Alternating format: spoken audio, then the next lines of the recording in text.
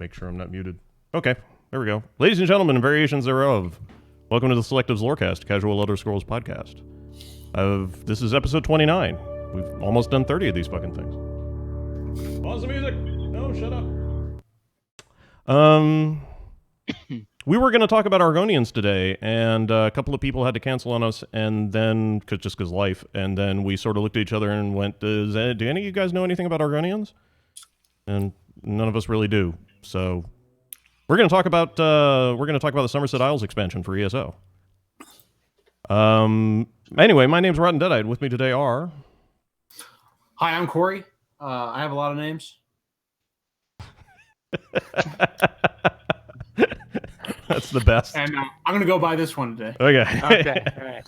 I am Andrew, also known as the White Guar and on Reddit and Sobek Raw in ESO and elsewhere.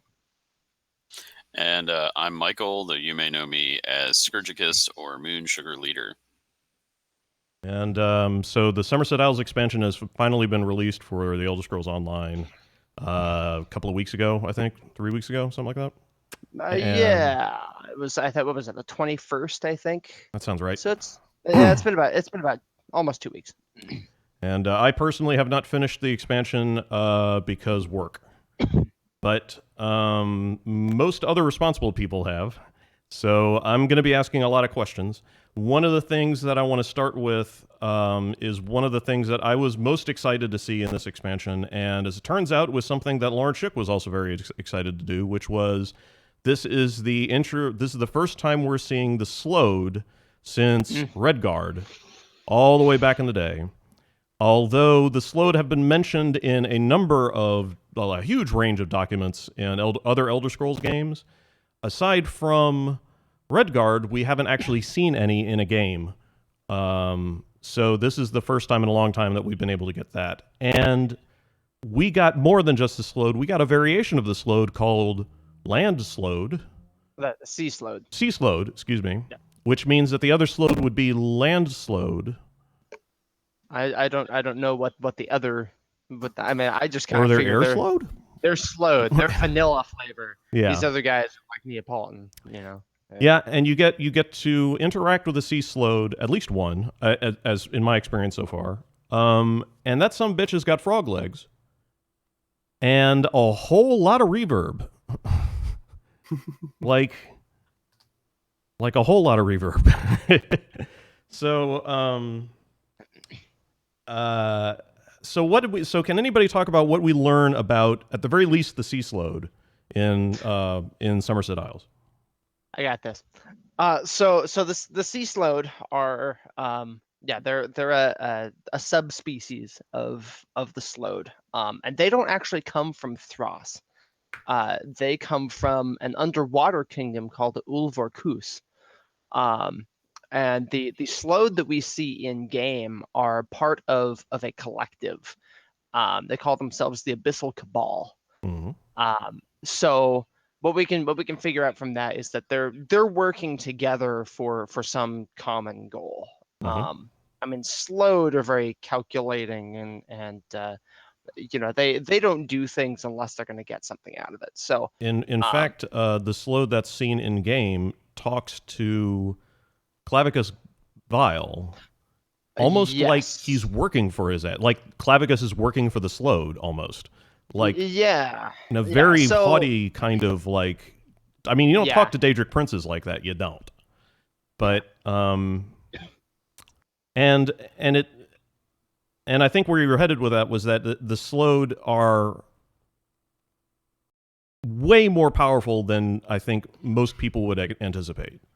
At least from the demonstration that we have in Summerset Isles. At least the Cabal is. And something that I noticed in playing is we have the Sapiarchs, right? The College of the Sapiarchs. And every one of the Sapiarchs has their own specialty. Right? We have a Sapiarch of fine dining and a Sapiarch of animal husbandry. Like you got all these little specialized positions.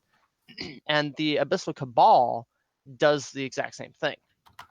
So, if memory serves, I think there are actually 3 Sload that you kind of encounter One is Katora. He's, I think, the one that you face in the tutorial. Mhm. So sort of. And then there's a little in the main storyline featuring him. Or those might be two different Sload. I don't remember. And then there's Bakorgan, who is he's the Abyssal alchemist, and he's actually a world boss in Summerset. And so to avoid spoilers, there's some stuff with pearls. I mean, unless we want to get into spoilers. Oh, you might as well. Just Okay. do it. Yeah. Just do it. Okay, so a big part of the main quest of Summerset is dealing with these abyssal pearls. They're these big old purple, Like bigger than a basketball. huge. Big. Yeah, they're giant pearls. And so They're dumping souls into them, if I recall correctly. that they sap life energy is what they do. And they are a Sload creation. And this world boss actually uses a series of them as a weapon, which is really cool. He takes the life absorbing abilities of these pearls, and he augments them with alchemy. And so that's kind of his thing is alchemical the alchemy as a weapon, along with this Sload creation of the pearls. But there's another Sload, the Katora. I'm pretty sure it's Katora. His whole thing is mind magic, and controlling the mind and erasing memories and that kind of thing. And so he's extremely powerful, because he can do that. At one point, he effectively overtakes Iakesis of the Psijic Order, erases his memories. Yeah. And that's a major plot point. In a very strategic way too. Erases them. Yeah. So I mean, because the Sload are so calculating and intelligent, and this one in particular with his proclivity for mind magic and messing with the psyche and memory, they're seriously a force to be reckoned with. So I mean, and then there's the abyssal geysers, which are basically dolmens that aren't dolmens. Right. And those are. Go ahead. Do you find it interesting that there aren't any dolmens? I mean, I suppose, but at the same time, neither did Vardenfell.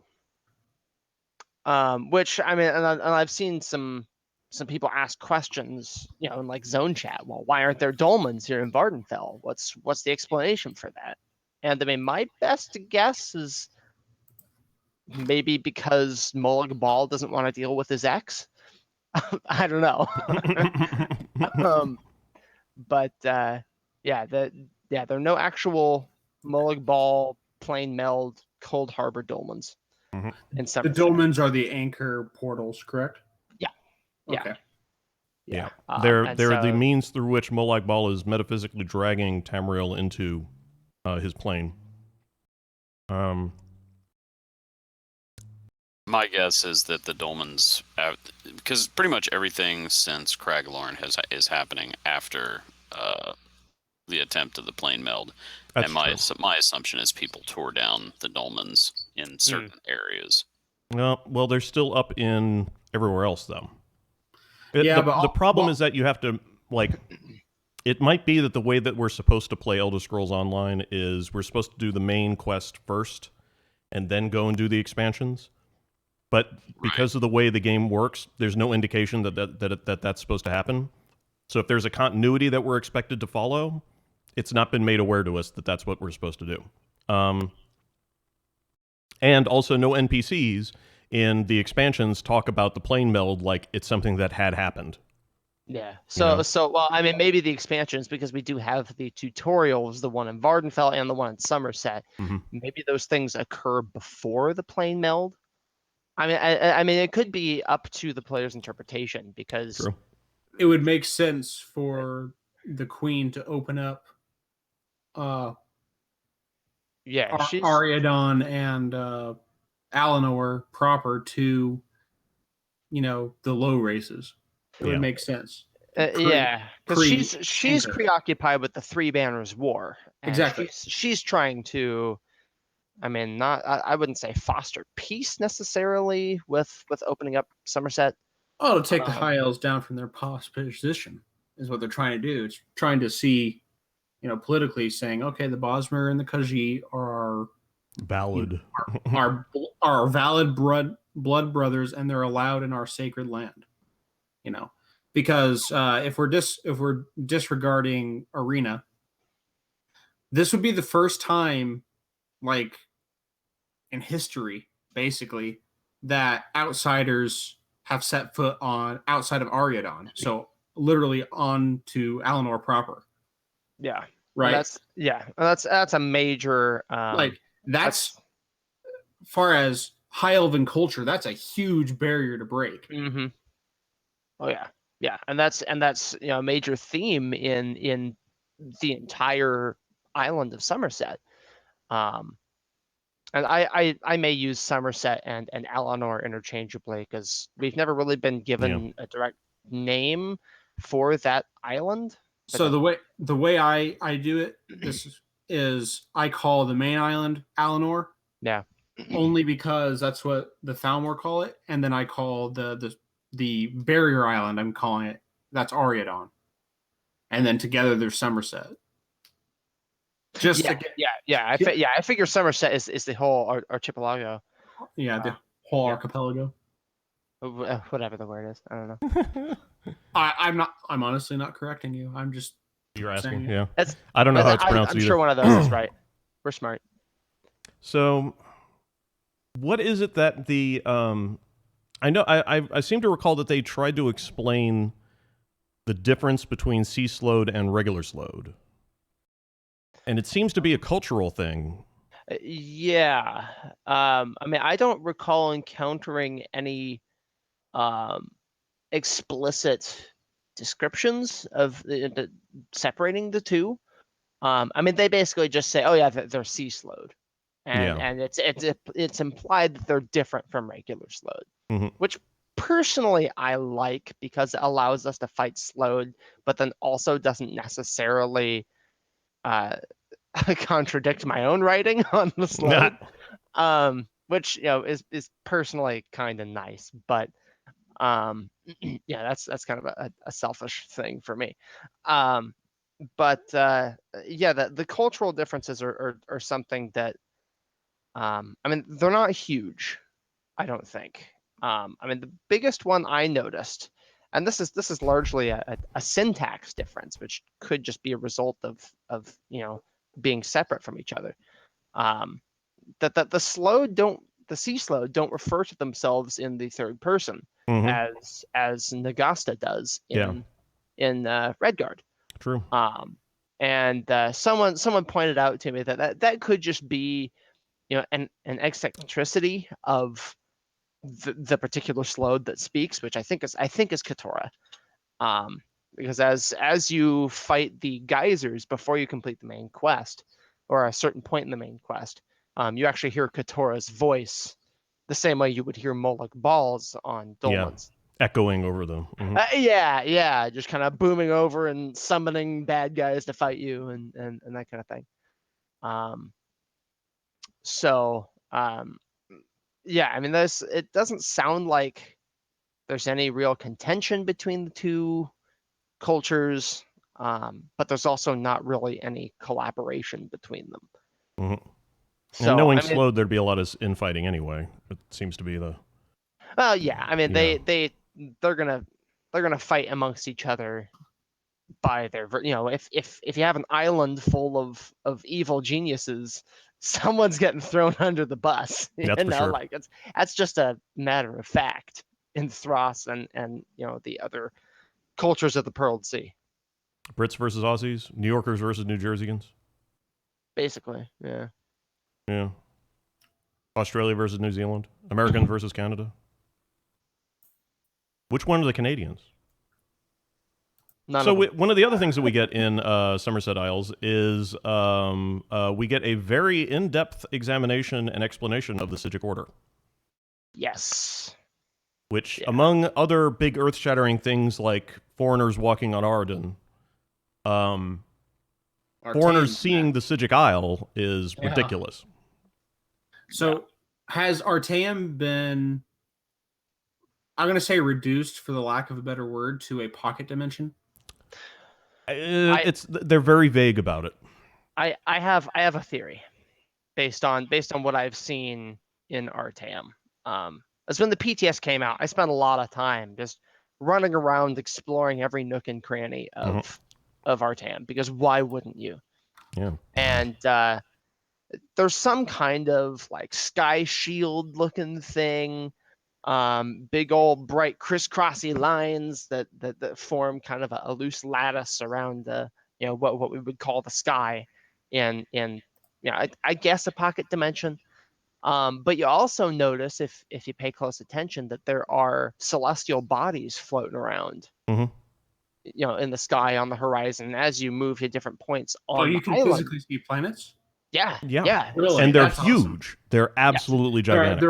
Oh, yes. Yes. So my thought, I think I counted and I found 7 in the sky. Oh, Really? okay. But if we're in a 3-dimensional space and Artaeum is here, I'm looking out this way. Right. There's a Who knows there's a what's going whole on? half. Mhm. Yeah. So my theory is that Artaeum has been transported to the same location, for lack of a better word, as the 12 worlds of creation prior to the birth of Mundus. Whoa. So back in time as well as space. Yes, because that time is very much a thing that the Psijics mess with. If you use the Psijic skill line at all, the ultimate is called Undo. It puts you back in time 4 seconds. Reverting you back to whatever your health, magicka, stamina, those kinds of things, and positions. So, An echo. Okay. yeah. So, League of Legends reference. Sorry. yeah. Very, so, very so cool. you use that, and you kind of zip backwards in time, and then hey, you're back where you were. And so, I mean, time is very much a thing they deal with. So it makes sense that if they're gonna hide, why not hide where no one would think to look, right? Because no one knows how. How do you look at the 12 worlds of creation before you existed? Yeah. Yeah. Well, they do say. I think one of the Psijic monks does say something along the lines of that the Isle of Artaeum has been moved outside of Tamriel. Yeah. But outside in Elder Scrolls physics can mean time as well as space. Are they still in the Mundus? Are they in Oblivion? No, he said outside of Tamriel. He said, well, outside of Tamriel is not outside of Mundus. True. But it could be. It doesn't also negate that possibility. Yeah. I can be outside of the US, but I'm still on the moon. Yeah. I mean, well, so one of the things that you said, that if you count the sun and the moons, there's your 8th and 9th deity, or maybe 8. Maybe. Well, there isn't really 8th and 10th deity. Maybe I'd have to go back in and look. I don't know that there is a sun. There's a sun, all right. It's big as shit. It's got the biggest damn lens flare you've ever seen in your life. Let me log in here, and I'm gonna take a look. Magnus is dilated to now 100%. I would wonder, because it isn't. Somebody get the salad tongs. It isn't. I mean, I suppose from our mortal perception, it would look like a sphere, but it's got all kinds of like lens flare, and there's light going everywhere, and I'm wondering if that's the proper dawn. Well, pre-convention. Reg in chat is speculating that maybe Artaeum is on one of the planes. It could be. We'd have to figure out which one. Yeah, because I mean, it's definitely not Oblivion. I'll tell you that outright. Yeah, I don't. So I've always thought of them being on Mundus. So because one of the things that the Psijics were really obsessed with, like in Daggerfall lore, was change. Yeah. Like bringing about good change on Tamriel. So they had a differentiation between good change and bad change, and you were supposed, as a Psijic monk or agent or whatever, when you go to advise the leaders of Tamriel, you were to be an agent of good change, and they viewed this good change as a sacred force. Mm-hmm. So almost like they were like proto-Patamaic at this time. Yeah, change of some kind, but in a positive direction. Yeah. Well, this, if I recall correctly, was it something about the Psijic Order was based on the principle that Anu had done something? I don't recall. Well, Where did I learn that I'm looking from? up the old ways right now. Yeah. Which was written by Calrus, the lore master, which is kind of cool. Mm-hmm. I've read this before, but I don't remember its content. I've read it since, like, I think it appeared in Oblivion last time. Maybe. Actually, it was in It was Skyrim in too. Morrowind. It was definitely in Morrowind. Yeah, it originated in Morrowind, then it was in Oblivion, Skyrim, and it's been in ESO as well. Because why wouldn't it be? Let's let me go to Artaeum, and I'm gonna go take a look at the sky. Because why not?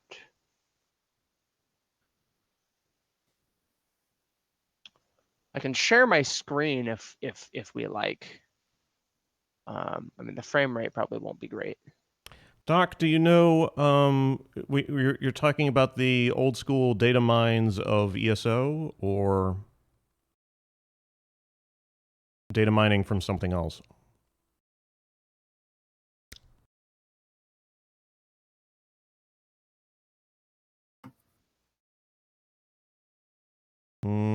Yep, that big ass thing. There it is. Yeah. I'd assumed that was the sun. Yeah, well, we've got these light blooms, it's all around here. Almost like there's a dome. Like yeah, that's kind of what I thought, because we've got these. I'll go in first person so we can. So we've got these kind of crisscrossing lines. Those are more like stars than planets. That's what I thought, but Doc in chat is suggesting they might be var lines, like Lee lines. Yeah, they could be.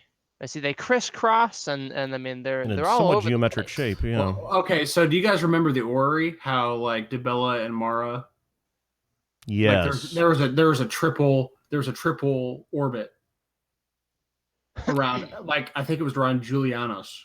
Yeah. That's what that reminded me of. Yeah. So see, there's a big planet over there. There's another one. Mm-hmm. Oh wow, there's planets too. Okay, they're huge. Yeah.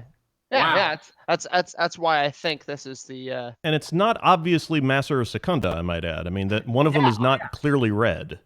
Yeah. Plus, there's more than just those two. I think it might be. I don't know if it's cloudy. I don't know if they have a weather system in here. I don't. Well, I don't think it's rained. See, those since are I've been the only rain I've seen is there's the storm Atronach that wanders around and waters crops, which is kind of cool. Yeah, isn't that great? That's awesome.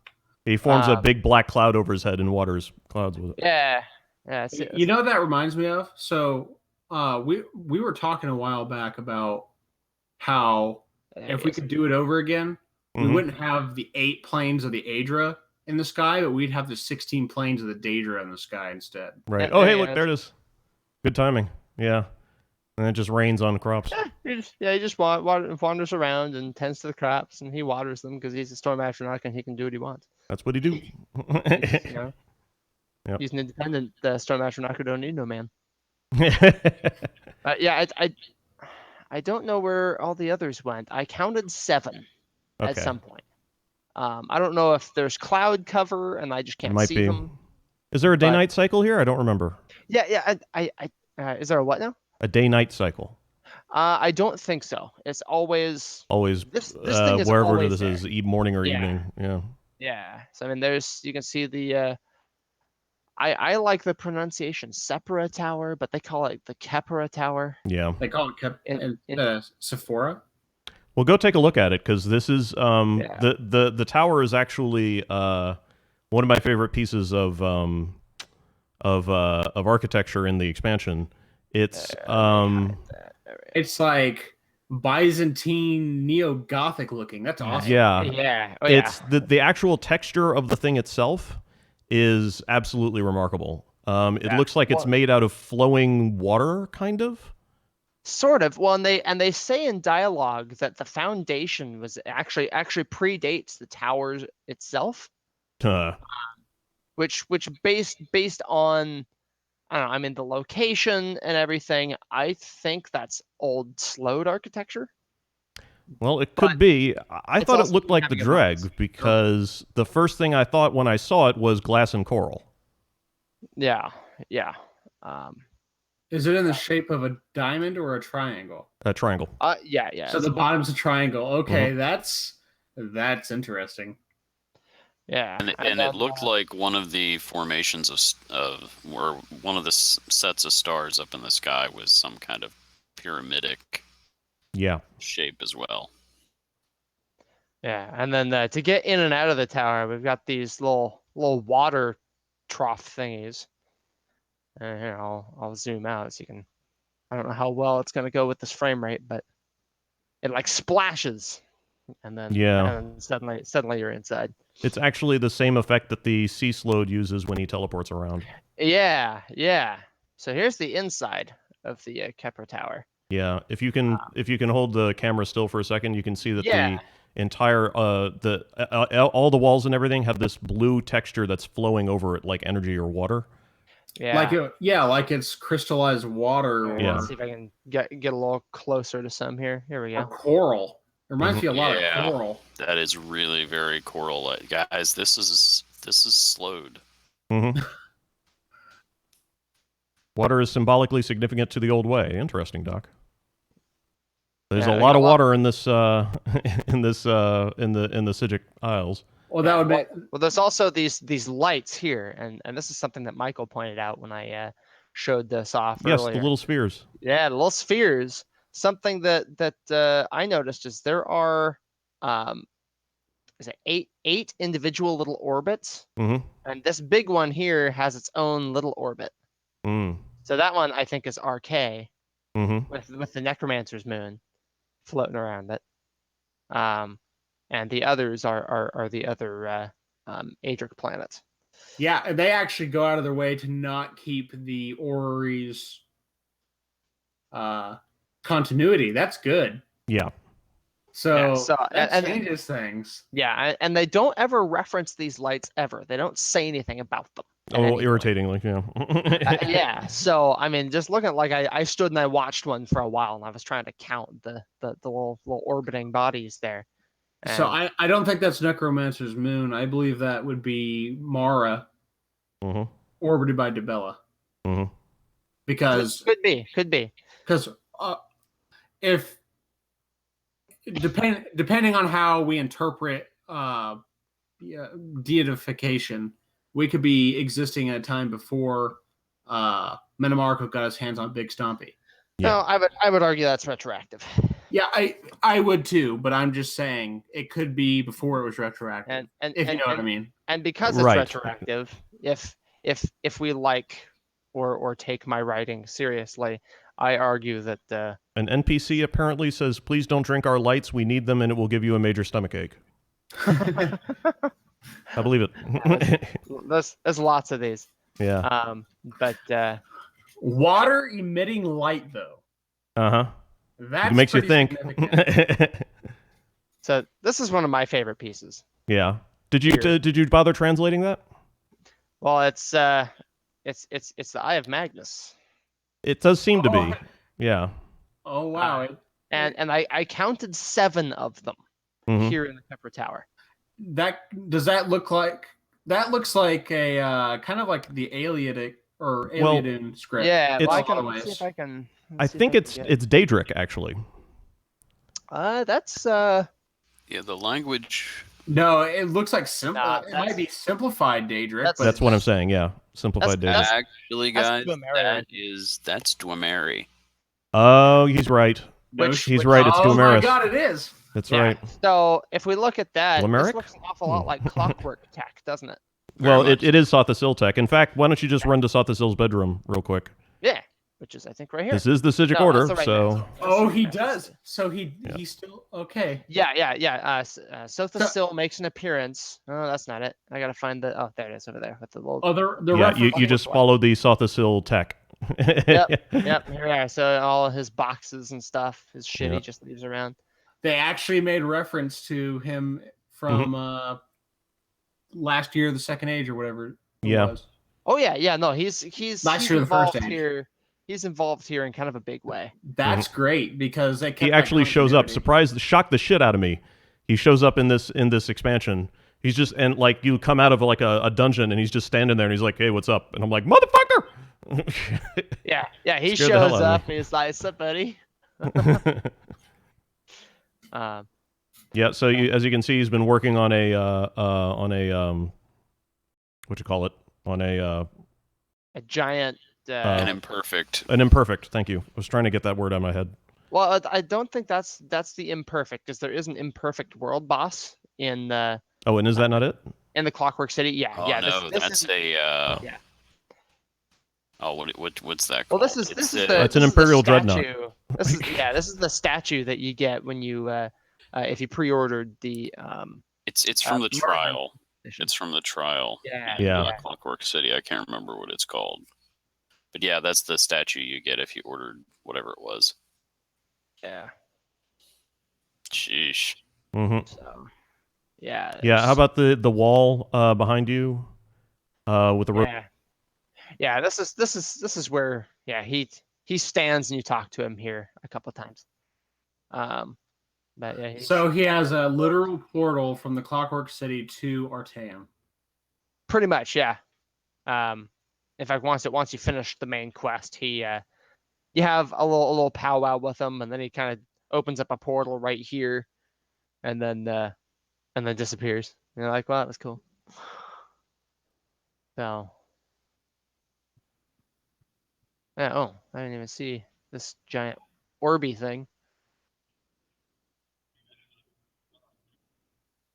Yeah. Well, one the same orb is actually in Clockwork City too, just without the the ring stuff. So it's like it looks like a simulacrum of Nirn, and if we're making inferences here, so they have the whole ley line type stuff that they introduced to this. Yeah. So that could be that. And I like how there's circles. Yeah. Yeah, so actually someone was theorizing, I don't remember who it was, it might have been Todd. Because I was showing off all the tiny eyes of Magnus I found, because they're seven I think. There are 4 in Iakesis study. There's one in Sothisil's. There's another in the other Valsarin study, and there's like 2 out here. Well, it might be 8.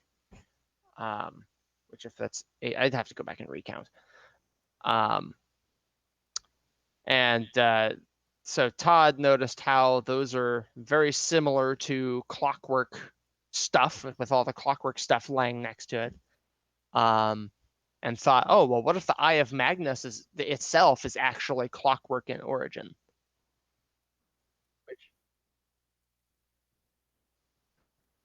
Because it's described in, I think, the 7 fights as being confused Dwemer technology, and so Thasil based a lot of his clockwork stuff on Dwemer technology. Right. He kind of re-engineered it, right? So that's a thing. Oh, I can't exit here. All right. Yeah, I always go to the middle one for some reason.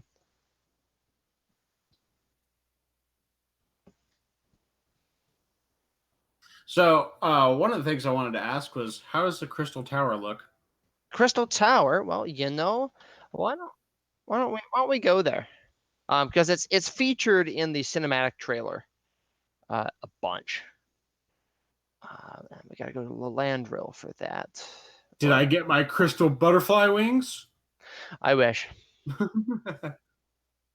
I'm very happy with Summerset. And as a lot of people have complained, the buildings aren't built with poetry. The plants aren't made out of butterflies, and insect wings aren't. Yeah, I can hear you. Yeah, yeah. So let's see if there's a good vantage point I can get. Because at this point I'm approaching. Let's see. So here's the gatehouse to the tower itself, and then there's the tower. So let's see if. Oh, here we go. There it is. And in the main quest, you actually get to go up to the top of the tower, which is really cool. It's I would have explored it more if there had been more to explore. But the top is actually a really huge area. Yeah, we can hear you.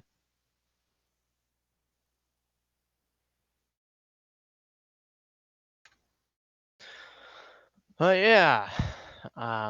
Is there anything else we want to look at while we're talking about it? As I don't think I can go back in, but let's check, because why not? Yeah, it won't let me in. But yeah, there's a lot of lore about the tower, and the tower sentinels. like what? So, we in previous lore we know the significance of the crystal-like law, but what in this expansion? What is obviously it's the cultural center of what it means to be an Altmer, but yeah. There we go. So they basically directly Much better. implied that. Well, first, the Crystal Tower exists in all realities. Right. All realities, infinitely in both directions. Yes. So it is in every plane of oblivion. It is in, they actually say that we're in a multiverse. So that's, in fact, Sothasil uses that word exactly. Mm-hmm. Nice.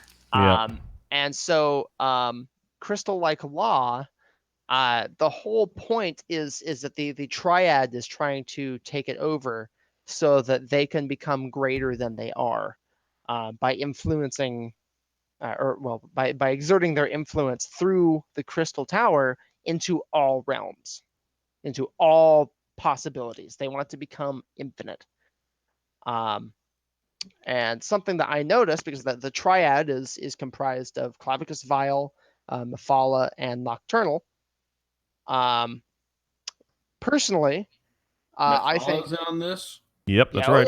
Oh yeah. You actually get a statue of her if you get the the physical collector's edition. I figured that'd be more of a Boethian thing to do, but that's okay. That's kind of what I thought. Yeah. Yeah. It seemed a little unusual from the follow. Honestly, I would have preferred if it had been the three good Daedric giving the Altmer shit. Yeah, me too. Well, the stratagems of the web spinner are beyond human understanding. No, she just wants you to think that. Mm-hmm. Well, something about that in the preview quest, I guess, for Summerset before it actually came out. Mm-hmm. There was a quest where you could go to the Spiral Skein, and it's implied that Mephala is recreating the wheel with a web, which is something I kind of theorized like 2 years ago. So that made me pretty happy. Just a web with 8 anchoring spokes, and in a wheel type thing. But anyway, as to the quest, go ahead, Michael. I see you want to. Oh, I was just gonna say that I think this is something you and I talked about, Andrew. That we're starting to see this really interesting pattern with the Daedra imitating Nirn. Yeah. Or the Mundus. And I'm not exactly sure what to make of that. Is it something as simple as oh, hey, that's a fun toy. We should make one like that so we can play with it. Oh, yeah, let's steal them and put them in our fun toy. And then, haha, too bad for you, Adra. Mhm. Or is there something more to it? And, I mean, to the point that you're kind of recreating the wheel, it's kind of, that's some serious Re- stuff there, man. Literally reinventing the wheel. Well, it might mean that the Daedra are no longer happy with just being, with just interacting with Mundus from the outside. I mean, we've covered this before when we talked about the Daedric princes, which was that that it's possible to interpret the realms of oblivion that the Daedric princes govern as being manifestations of their own will, indeed representations of themselves outside of Mundus. And really, I mean, I would argue that in the metaphysical sense, there is no difference between a Daedra's physical self, its realm, or its will, its will in the Crowley sense. Right. That all three of them are the same thing, and it's possible. So, like when you talk about like what you experience when you enter another Daedra's realm, you're entering into its physical and spiritual being. You're literally, if you want to think about it, inside Molag Bal. We want to let that sink in. That's so. terrifying. So when you, so the idea of so it's possible that the Daedra that Zenimax might be suggesting that the Daedra, or at least the three, Mephala, Clavicus Vile, and Nocturnal, are dissatisfied with their own. Molag Bal would probably love that. Yeah, he probably would. That they have a Go deeper. and so they have like a sort of what's the word I'm looking for? A dissatisfaction with who they are as beings, and they're becoming or they're attempting to to make something of themselves that they are not normally, and that dissatisfaction is, or that lust, I should say, that need is pretty I think typical of character for the Daedra, So they're dissatisfied with who they are, and they're trying to become more of a person, you're saying? Exactly. Yeah. Well, they're trying to become more than they are. So they're trying to dream new dreams, which is what the whole point of Lorcan's endeavor was. Or possibly just different dreams. Okay. Yeah, I'm going to add to this. Do we still? Well, before you do, I just want to ask this question: do we still subscribe to that the planes of oblivion are literally the Daedric princes? Well, I'm suggesting you could think of it that way. I'm not saying that I'm saying that could be that seems to me to be like a viable way of looking at it, but it's definitely. But I mean, I will frequently think of it as something else myself. Like I sometimes I more prefer the idea that Daedric realms are not the Daedric princes themselves, but rather a creation that they've made. In other words, a wheel, if you will, of reality that they've spun themselves. And the reason why that differentiates Daedric princes from other Daedra is because the Daedric princes have achieved a willpower strong enough to form a something real in the realm of unreal. Huh. See what I mean? Now, those two. Now, I think, and personally, it's possible to see those two theories as interrelated in the respect that that's how those realms were formed, and they were formed because the Daedra willed itself into reality, if you will. Does that make sense? Yeah. And the act of willing itself into reality that the Daedra had performed was their decision to stay behind when the other Atata left.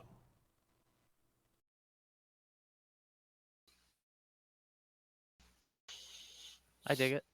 Okay. So, but I've got other theories. Like, I remember reading somebody on TES lore suggested that the Daedra are occupying the holes left behind from the 12 planets of Nier. Well, that would put a big. How do you fit 16 into 12? Well, That's Kirkbride himself has been quoted as saying that it's a bad idea to get too thoroughly set on numbers. yeah, You know? but I'm just saying. Just imagine. Well, there's more than 16 Daedric princes. Well, there's more than 16 planes of oblivion. Yeah, There's more than 8 Daedra. Yeah, we've instigated wars between Daedra and in certain planes. Yeah. And when I say that they're occupying the holes left by Nir's children, it's probably more accurate to say it might be more on the nose to say that it's or more to the point to say that it's that the Daedra are occupying the emotional impact sort of the death of Nir's children, and all the different little whirls of chaos that happened that peeled off of that big impact in the water when the death happened. And there's that. There's all kinds of different reasons. There's all kinds of different ways to interpret Daedric planes. I think any of them are good. And I personally kind of enjoy entertaining multiple different ones at the same time, because depending on who's writing, you're going to get two different versions. Nobody can agree what Sithis is, so you kind of got to keep a whole bunch of ideas in your head. I think the nebulous nature of the princes and Sithis and whatever else, they're so abstract and weird that there's no reason they can't all be true at the same time. Right. Yeah. Truth. But to look upon it is to mind fuck you. Yeah, and LV, you're right. Maybe we're not supposed to know for sure, and that there's no definite answer, and that they're always going to contradict themselves. All the writers for the Elder Scrolls series of any game are all going to contradict themselves, and that's a freedom that they enjoy. That the writing developing team for Elder Scrolls games really enjoy the freedom to contradict each other without worrying about consistency or an internal logic. That's my favorite thing about Elder Scrolls, and then a bunch of NPCs get together and go, "No, no, it's like this. No, but it's like this," and then two different people on opposite ends of the game will tell you two completely different things and insist that it's true. Yeah. So something I wanted to throw in about the Triad in Summerset is it appears to me that they are attempting an Enantiomorph. Okay. Well, you're all consciously doing that, even if you don't want to. Yeah. But here's the thing: that they are actively trying to make it happen. Oh, these three Daedra, you're saying? Okay. Yes. That's the whole point. So over the course of the main quest, you find that the Court of Bedlam, who is essentially the cult of this Triad, right? They've kind of been turned to the Daedra's use through political rhetoric. In this case, purity of Summerset. And so the Court of Bedlam is attacking other Daedric cults present on Summerset. So there's a part where you learn that the cult of Periite has been attacked and wiped out. The cult of Meridia is all but dead. Ooh. That's a problem. And yeah, so there's this. Who will have touched the star? What's that? Will another hand touch the star? I don't understand. All right, anyway, I'm sorry. I'm memeing. So keep going. There's the systematic elimination of all other, essentially the Daedric princes and their influence on Summerset. And so my thought is that the Triad wants to become something greater. They want to slide up the subgradients by taking part in their own Enantiomorph. To become the one true god? Something like that, yeah. Or are they trying to retreat back? If you're talking about subgradients, you're talking about the relationship between Aetherius, Mundus, and Oblivion. Beacon, thank you, Doc. I can't even meme straight anymore. That's how out of the game I am. So do you mean they're trying to go up the subgradiency by going up towards Aetherius? Are they trying to return to Aetherius? Are they trying to escape their own prison? Potentially. I mean, I think the end game is they want to collectively become more than just Daedra princes. Right, and that's kind of a weird concept because the Daedra princes are already so huge.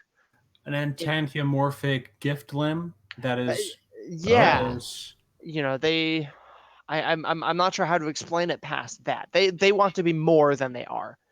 But as we know with an Enantiomorph, and this is kind of a big spoiler. They all want to be the rebel made king. Right. They all try to betray each other. Exactly. And so there's a point where Iakesis is really the key to getting control of Crystal Tower, and you're in Nocturnal's realm. What's it called? Evergloam. Yeah, I can't remember. Yeah. You're in Evergloam, and Clavicus Vile and Mephala both show up, and they're giant entities, and Mephala's got her spider legs behind her, and Clavicus Vile doesn't have Barbus for some weird reason. And they're not attached at the hip. Give him a break. Guy likes to get out on his own a little while. Jesus. So that they basically engage in a tug of war with Iakesis, and his wards are keeping him alive and everything. And after some fighting, Nocturnal shows up. Well, we're in her dojo right now. Yeah. and that's really all Nocturnal needed. So she banishes them, takes Iakesis for herself, and now has effective control over the Crystal Tower. Yeah, oh, I know. So she effective because they all tried to betray each other. The Enantiomorph kind of fell apart. Mm-hmm. Because Nocturnal was the only one who succeeded, but neither of the other two were effectively a king at the time, right? Because they're all trying to be the rebel. And so Nocturnal comes out ahead there and gains control of the Crystal Tower, which she can gain entrance to through her own realm.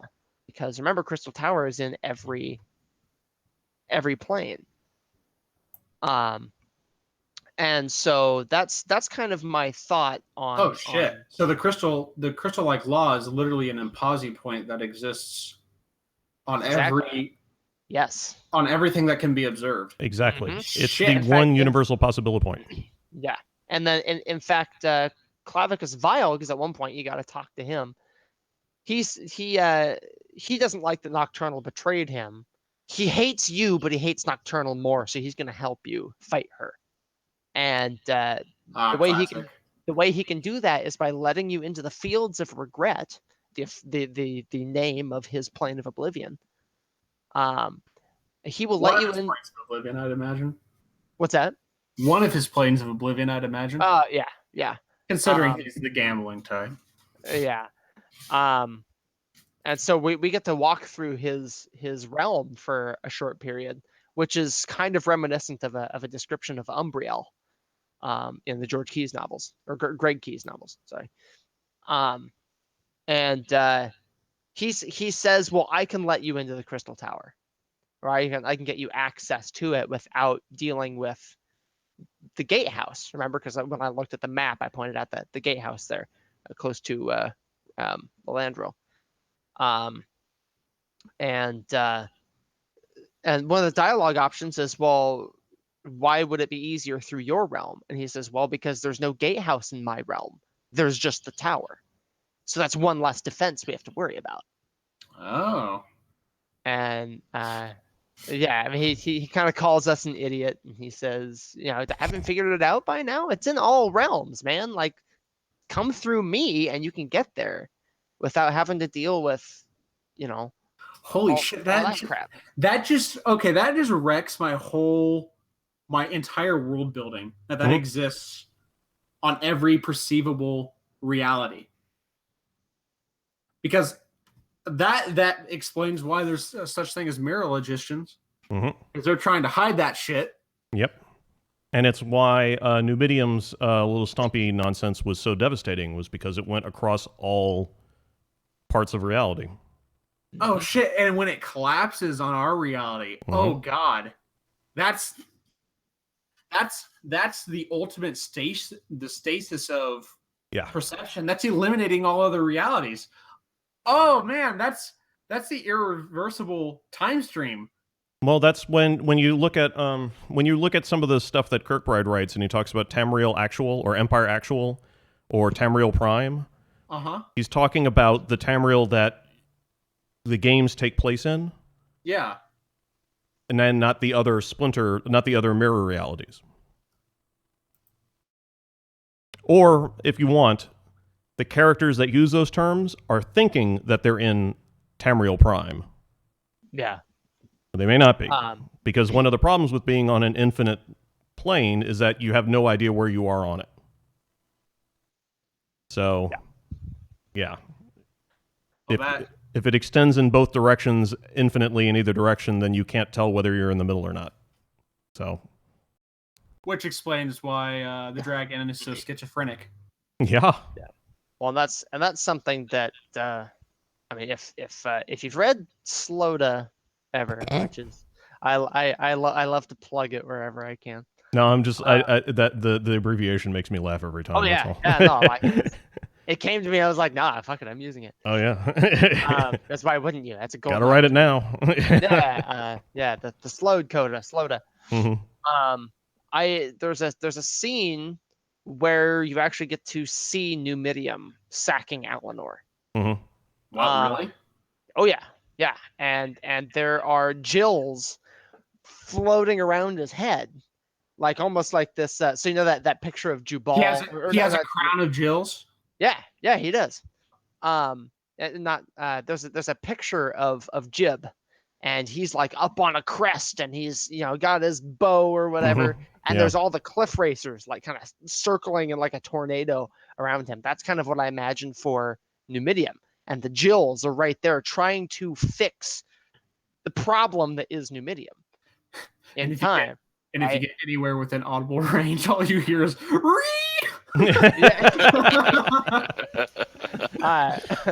and so that's why Numidium's so pissed. That's all he can hear. So Numidium denies them and kills all those Jills, who are now they're no longer displaced in time. They're right there, and so they just kind of fall in this cloud of death, while you've got the mirror logicians are running around, and so that's something that I described in Sloda, because that was kind of what was going on in my head, and so that has to do with killing timelines and that the overall effect that Numidium has on time, but yes. Anyway, Summerset. Yeah, I was exactly thinking about saying exactly that, but now Summerset.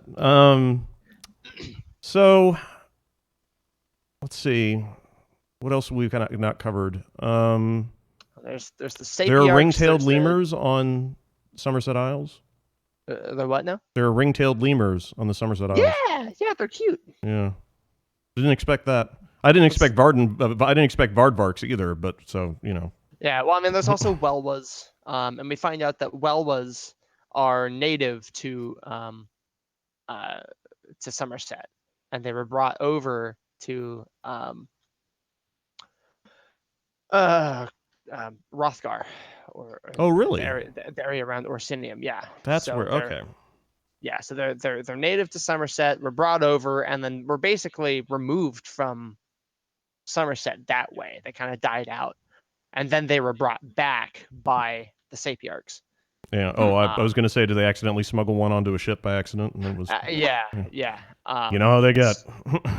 Yeah. So we find out that that's a thing. There's actually a quest at a zoo that I actually haven't done yet, but I imagine that would have something to do with native species and that kind of thing.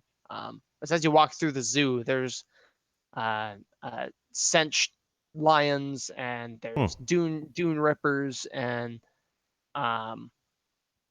there's mammoths and achaters, and there's all this stuff from everywhere else. Mhm. And that's pretty cool. But yeah. And I'm seriously thinking about respecing my character from the ground up at this point. I don't know. There is our vicarious queen. We could talk about The queen by proxy. Mm-hmm. What's her name again? I don't know, but yeah. that's a very bizarre title. I don't like it. Yeah, let's see, and that's why, that's part of why my pet theory was that that's Kinmune. Yeah. Because the idea that Iran was actually Kinmune was kind of stepped on and ground into the dirt. Well, I wouldn't say that. I think it was. Well, they definitely made fun of it. Yeah, they Yeah. kind of made fun of it a little bit, but in a sort of like the way they did it led me to believe that they were like, we read it, and okay, It was, but it was stuck in that posh, right, Altmer thing. Like these idiot Northerners think that our queen is a time god from the ninth era, and you kind of start wondering like how many layers of irony were they writing on? Were they making fun of the ninth era idea, or were they making fun of the people who make fun of the ninth era idea? It's weird. It was weird. It was very well done, I think. It was an appropriate response. And exactly the right way to do it. I think it was the right way to write a response like that. Indeed, it was very, very tasteful. Yeah, and but then the idea of her queen, of Iron's temp queen, being called a proxy queen, I agree, is a little too. The word is too conspicuous to not be a wink at Kinmune. Well, I'm not necessarily at Kinmune. She's a governor by any other name, right? I guess. Like, so I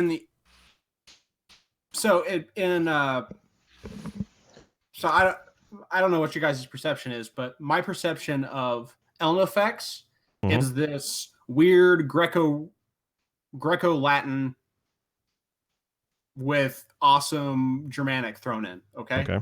So English. Okay, yeah, basically. But you could just use the term Vicar, which was a Latin title, which basically meant it was like regent but more powerful. Yeah. Like they literally spoke with the word of the leader. Mm-hmm. They were all intents and purposes, when the leader wasn't there, they were the leader. Mm-hmm. You know what I mean? Because that's what proxy queen sounds like to me. Right. And seems to be what the role that she's actually fulfilling seems to line up. Yeah. And so, because I haven't played ESO at all. Well, no, I have. I just haven't. Basically, I haven't been able to play since the Morrowind patch came out long time ago, and I bought it, played it for 5 minutes, haven't been able to pick it up since. But what I want to know about this queen is, like, is she insidious in any way? Is she like on the Altmer scale? Aaron is like this super, what we would call progressive. Yeah.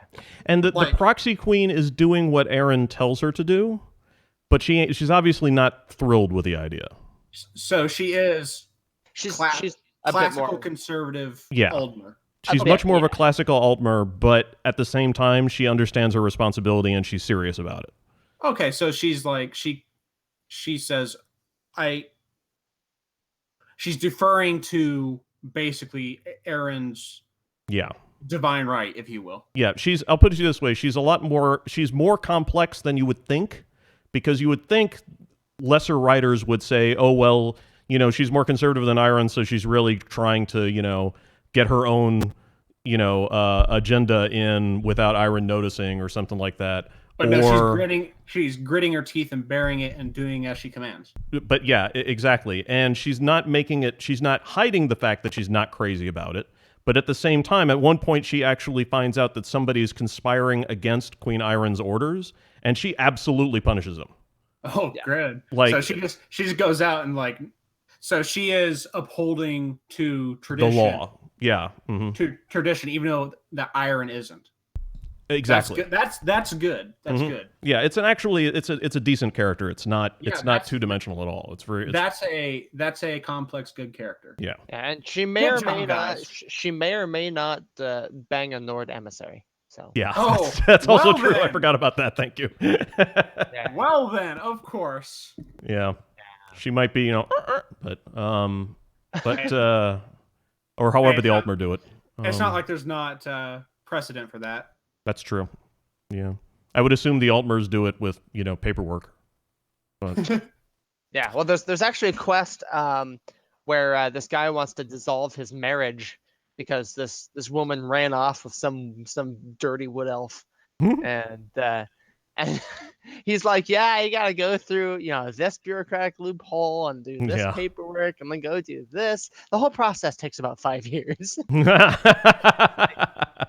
Like, well, shit, dude. Well, but I mean, that's one of the fun things about talking to the Altmer in Summerset Isles is that unlike in other places in Tamriel, the Altmer in the Summerset Isles have been there for hundreds of years sometimes, and they talk about like, oh, it takes about 5 years, and they'll say something like that, like we would say, like, oh yeah, it can take a month, like that's a really long time. Yeah. But because their sense of time is so skewed because of their long lives, they're like, oh, it'll take 5 years. Yeah, it's inconvenient. Whereas like we would be like, 5 fucking years? Are you insane? Right. It would cause a riot if you told somebody that it takes 5 years to file paperwork. But for the Altmer, that's just like, oh wow, that's rough. Wow, that's okay. Well, what you gonna do? Yeah, that's kind So of have there been any references to them to their imperfect infanticide? Not that I'm aware of.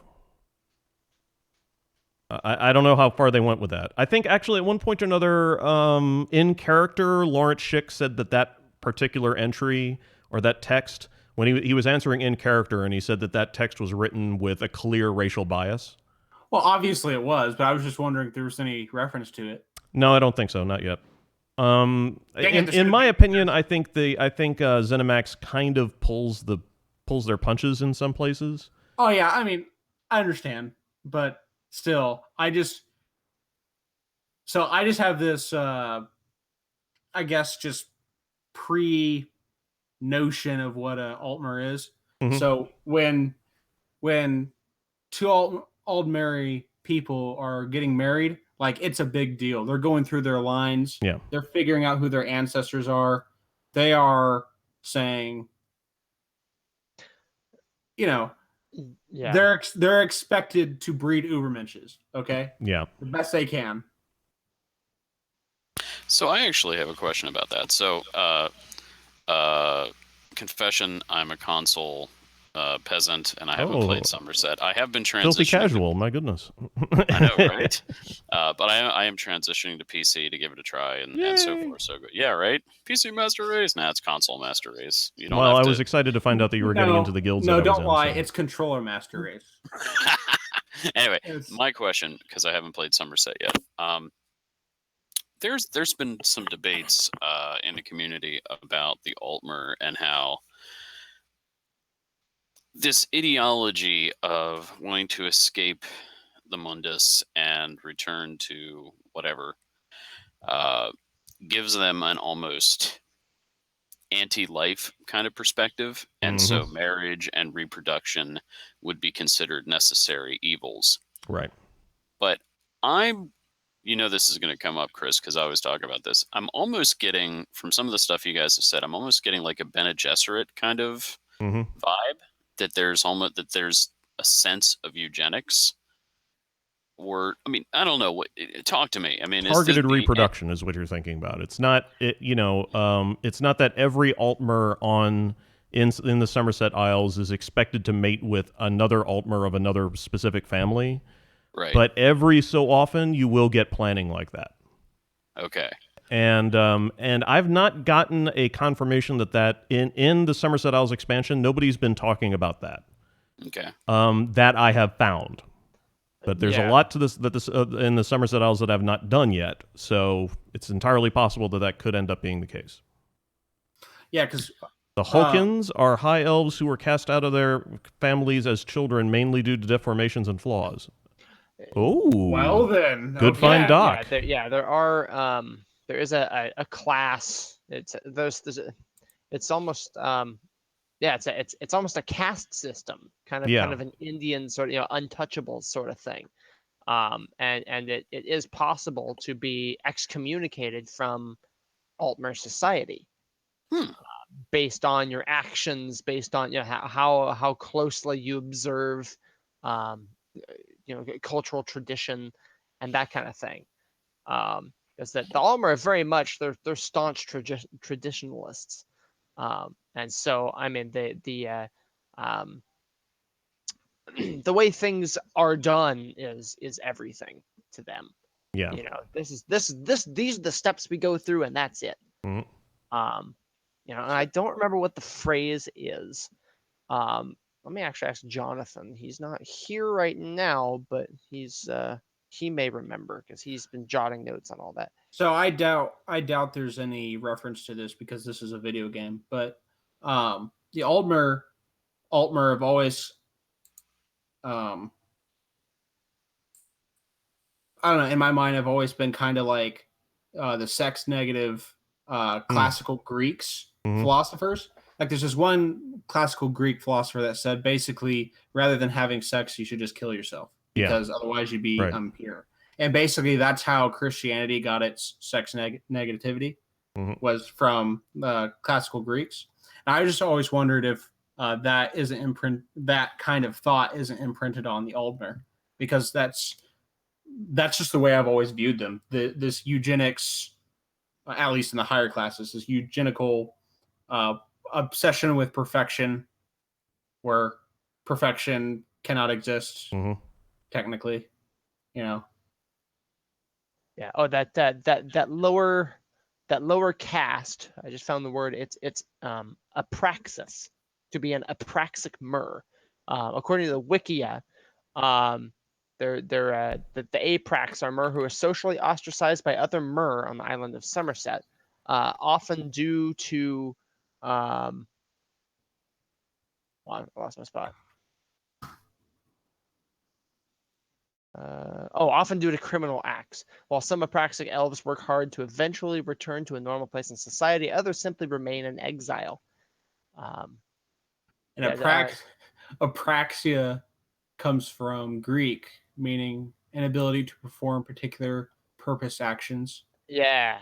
So literally as in being brain dead. Yeah, so some apraxic elves choose to produce literature condemning Somerset's class divide or religious hypocrisy, which is popular among many younger mer. Right. Speaking to an aprax elf may result in being shunned as well. This is a reference to the Beautiful. Oh, it is, isn't it? Nice. I didn't pick up on that. There they are. Okay. So I was wondering where they, because in Arena, the Beautiful were this like borderline terrorist class that just wanted to tear down traditional Altmer society wherever they found it. And for a long time, people, like, there's this theory or hypothesis rather going around that maybe the modern Thalmor were actually originally based in the Beautiful before the Oblivion Crisis. But and remind us, Corey, who the Beautiful are. So the Beautiful are some like ancient lore from Arena, and they basically have like 2 paragraphs of what I was just describing earlier, that they are not happy with Altmer society and they are trying to change it. Like so on the spectrum, not spectrum thing of what is a man and an elf, they would be, I guess, more mannish, maybe. But definitely tired of this bullcrap that the Altmer and probably the Dunmer have. Yeah. What I should say is they are fanatic individualists. At least that's how I infer it. Yeah. Oh yeah. Yeah. Because I mean, there's a lot of it's a society kind of at least in most elven societies, especially with the Altmer. They're almost very fanatic collectivists in the way. It's very Asian in that. Okay, in that way. So I got you guys. This is from the third. This is the Pocket Guide to the Empire, 3rd edition, Summerset.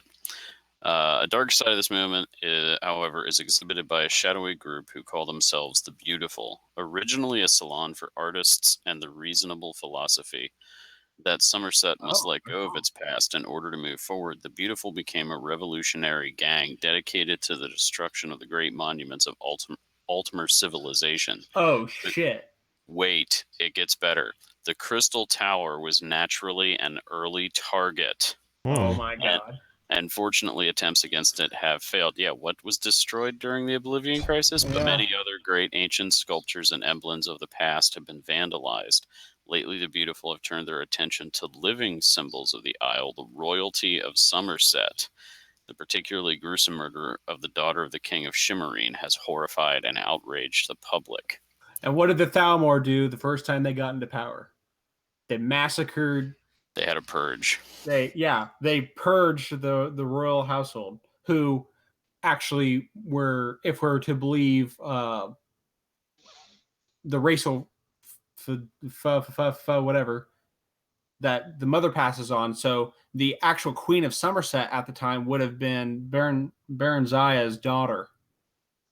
So they would have been Dunmer. Morgaia? Morgaia. Yeah. No, not Morgaia. Well, no, was it Morgaia? No, she was first hold. Yeah. Morgaia first hold, yeah? Yeah. Okay, Morgaia, it is. There's a lot of Morgaias, guys. Yeah, there is. Yeah, that's true. There's like at least, I know I can count on my hands at least 3. There's probably more. Yeah, because that Morgaia's brother of Helseth, daughter of Baron Zaya. So yeah, the Thalmor, there's a, I want to know where, I don't remember where it is, but in Skyrim, they reference to where they literally massacre all their children, their entire household, all their servants.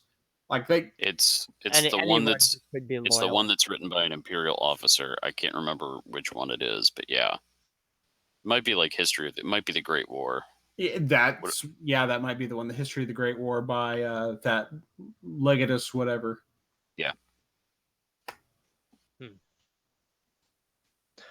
Yeah. And I would go ahead. No, go ahead. I was just gonna say, I have always, when I played through Auradon, it seemed to me that the Veiled Heritance had strong ideological ties to the 4th era Thalmor. And I think that where we end up in Skyrim with the ideology of the ruling body of the Altmer has been building for a long time.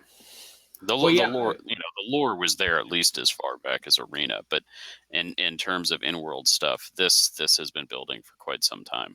Well, yeah, because it appears, because if we go with Aaron, like all the way back here, so Aaron's an adventurer by trade, like literally adventurer. That's like the lowest worldly thing you can be. But they definitely, the royal family is definitely their attachment to the rest of Tamriel, and politically have been used that way. So when Tiber Septim took power, he subjugated them and used them as a way to maintain his power. Well, obviously Big Stompy, but right. The Septim Emperors, I should say, in some kind of pseudo feudal society that kind of sort of does appear but doesn't.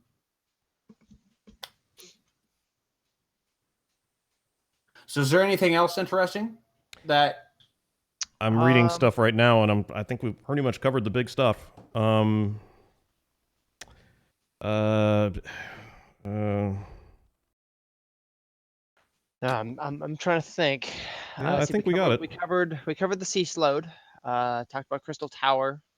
talked about the Psijic Order a bit. Went and looked at Artaeum. The stone of the Crystal Tower. Do you ever end up interacting with that in the main quest? Yes, you do. So they actually solidify what it is. Yeah. It's called it's called the Heart of Transparent Law. And it's a large crystal that is held at the top of the tower. So it's literally an extension of the tower itself. And so part of the main quest, spoiler, Iakesis was tasked with hiding the Heart of Transparent Law. And this was done at the encouragement of Clavicus Vile? Yeah. Well, actually Nocturnal. Oh, right, that's right. Mm-hmm. Yeah, he made a pact with Nocturnal to hide the Heart of Transparent Law, and Katora actually took those memories from Iakesis. So Iakesis is trying to remember where he hid the Heart of Transparent Law, and you don't find out about his pact with Nocturnal until Nocturnal shows up in that kind of tug of war. And he remembers, oh right, I hid the Heart of Transparent Law inside my own chest. So the only way to get to it is to kill me.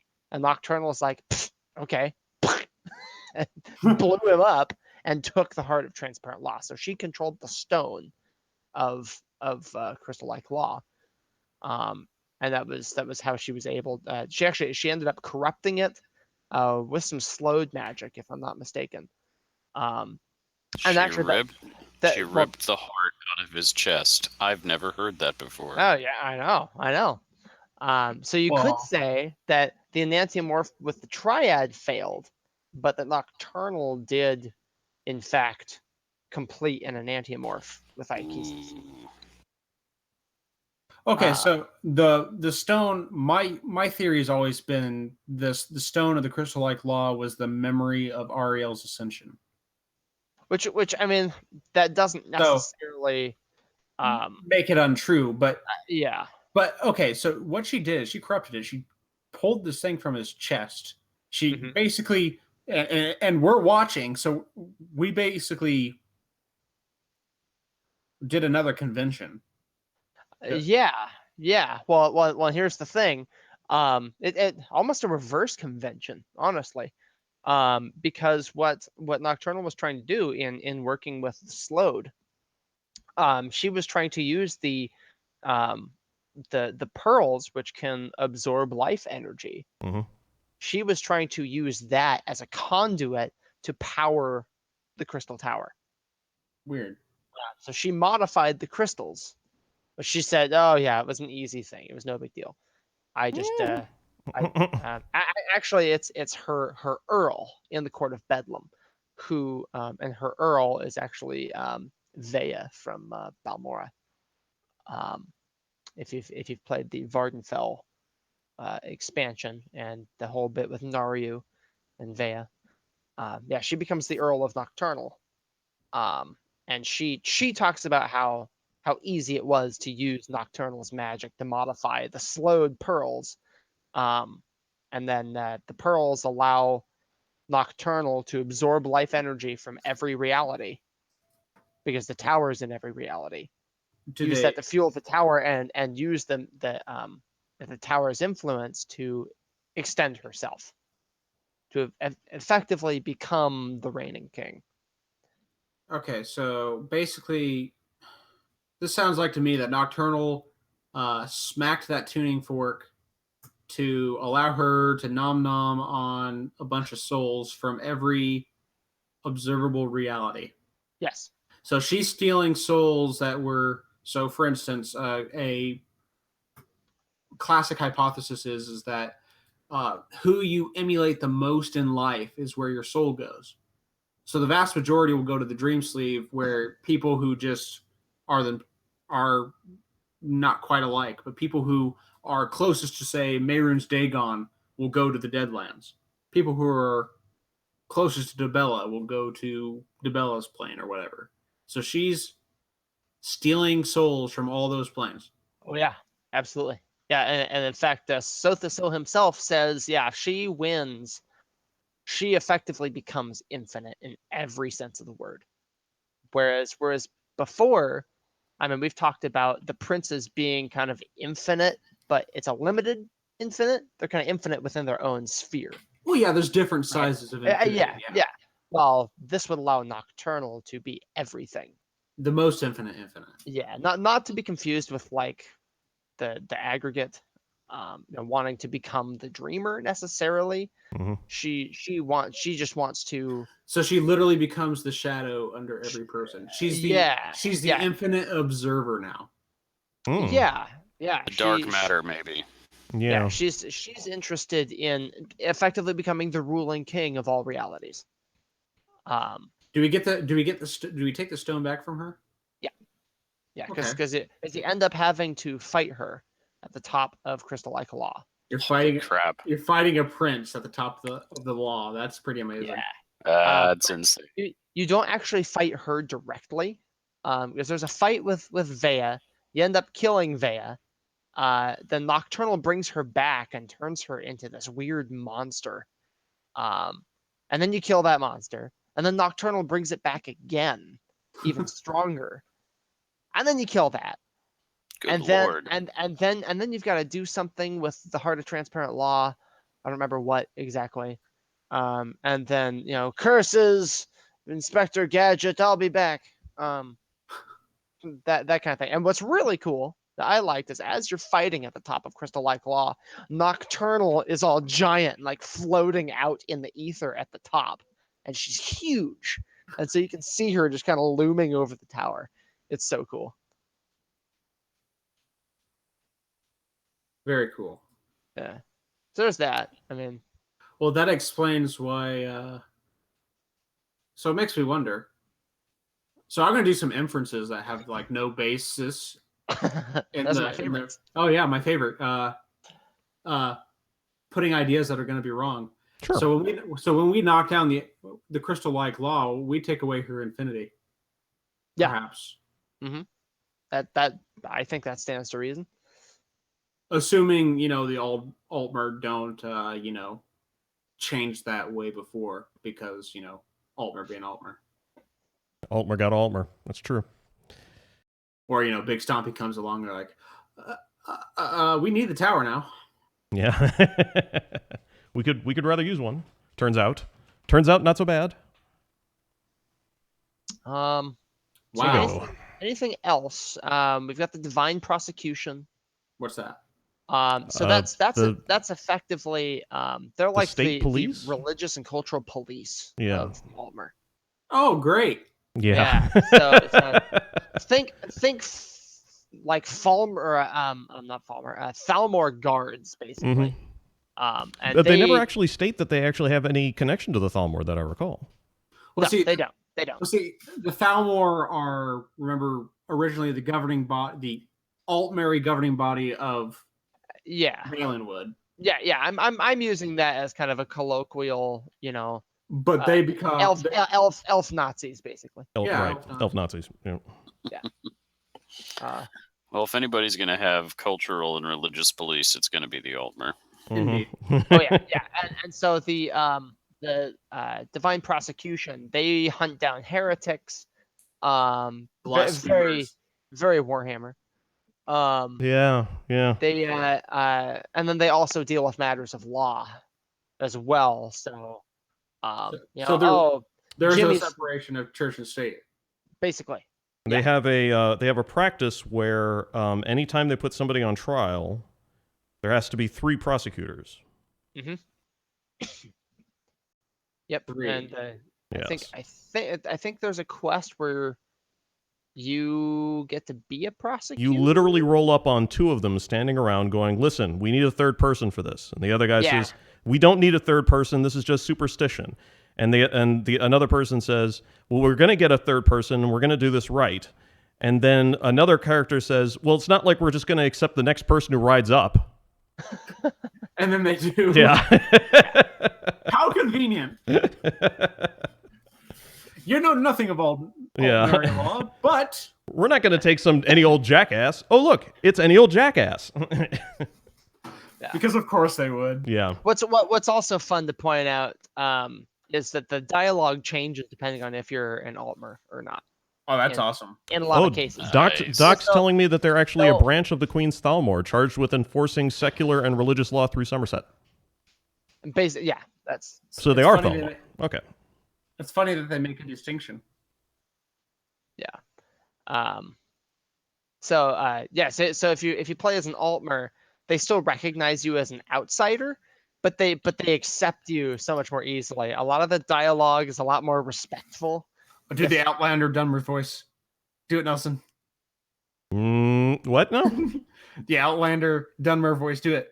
Oh, what for Thalmor? I don't think so. I was complaining while I was playing ESO. They kept calling me what was it what's the word that they use in Somerset?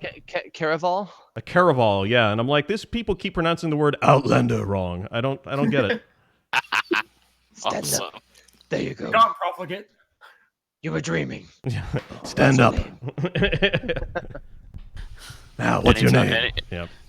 Anytime I try to sound like a Dunmer, I just end up sounding like a ghoul from Fallout. So I just lose my Well, voice. well, I think in New Vegas they actually used the The same VA, I think. yeah. Mhm.